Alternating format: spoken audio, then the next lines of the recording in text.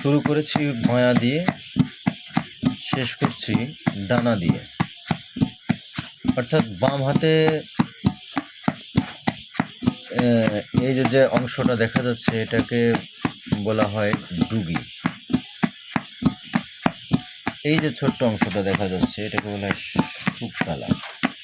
তার মাঝের যে অংশটা কালো অংশের ওটা গাব।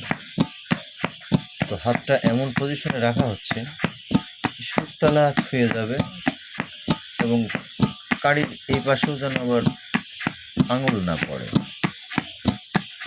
সেক্ষেত্রে অবশ্যই দৃষ্টি রাখতে হবে যেন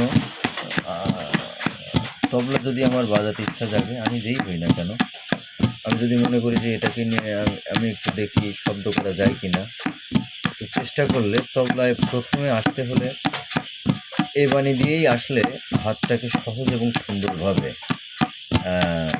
বিস্তার এবং প্রকাশ করা সম্ভব। যে শব্দগুলো এখান থেকে আমরা পাচ্ছি, এখানে যখনই হাত স্পর্শ করা হচ্ছে প্রত্যেকটা বার এভাবে, এই স্পর্শটাকে বলা হচ্ছে ক ক ক। এটাকে বলা হচ্ছে ক।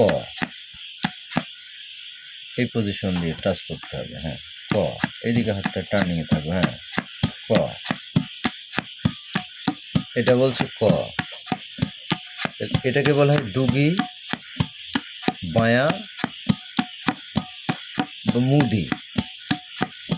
এবারে ফিরে আসি এখানে। এটার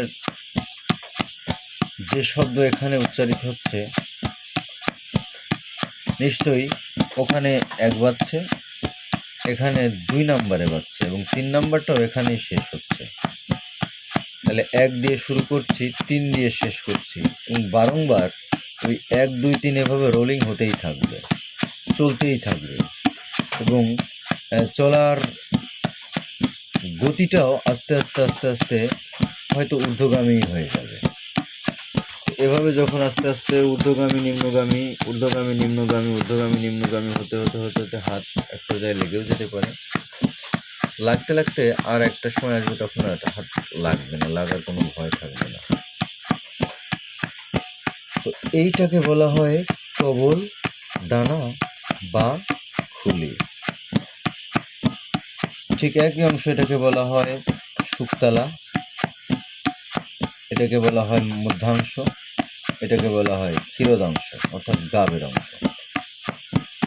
এটা হচ্ছে দোয়াল, এটা গুটি, আর নিচের অংশটা হচ্ছে বেড়ো, যেটার উপরে বসানো আছে যাতে সুন্দরভাবে বসানো যায়। তাহলে তবলাটা বসাতে হলে একটা বেড়ো লাগবে সুন্দর, যাতে ওটা সুন্দরভাবে বসানো সম্ভব হয়। তদ্রূপ বায়াটা বাজাতে হলে সেম একই ব্যাপার, এটাও তাই করতে হবে।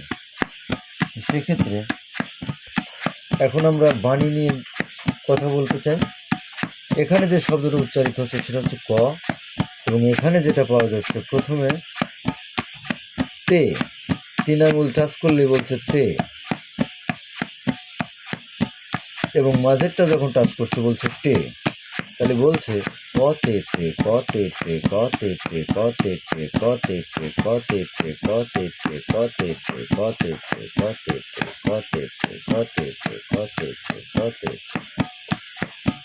এটা আস্তে আস্তে আস্তে আস্তে আস্তে আস্তে ঊর্ধ্বগামী হবে, উঠতে থাকবে, ক্রমে গতি বাড়তে থাকবে। হ্যাঁ, কতে টে, কতে টে, কতে টে, কতে টে, কতে টে, কতে টে।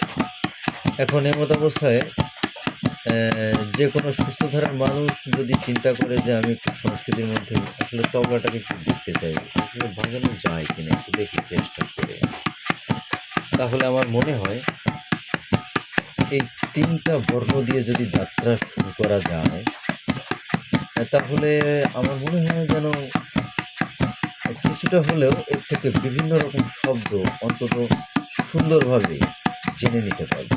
এটা আমি সুনিশ্চিত। কারণ এই 3টা বাণী সেধেই আমিও চেষ্টা করি একটু বসি, মাঝে মধ্যে যাই বসি বিভিন্ন রকম শব্দ দেখে ওখানে উচ্চারিত হয়। অনেক কথাই না যে অল্প কথা দিয়েই আপাতত 3টা বাণী দিয়েই শুরু করেছি। এখন যে গতির উপরে বাজছে নিঃসন্দেহে এটা যে গতি দিয়ে শুরু করা হয়েছিল তার থেকে একটু বৃদ্ধি পেয়ে গেছে, অর্থাৎ মনে হচ্ছে যেন গতি আস্তে আস্তে বেড়ে যাচ্ছে। তাহলে গতি বা লয় সাধারণত 3 প্রকার বলা হয় এর ভাষায়।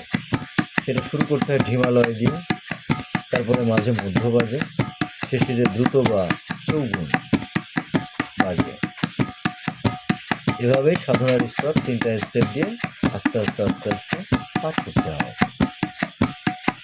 তো সেক্ষেত্রে এই কতটি বাণীটা স্টার্ট করতে হবে 1 2 3 1 2 3 1 2 3 1 2 3, এবং অবশ্যই আমি যদি বাম হাত দিয়ে বায়া শুরু করি তো বায়া দিয়ে শুরু করলে অবশ্যই এখানেই আমার 1 স্টার্ট করতে হবে।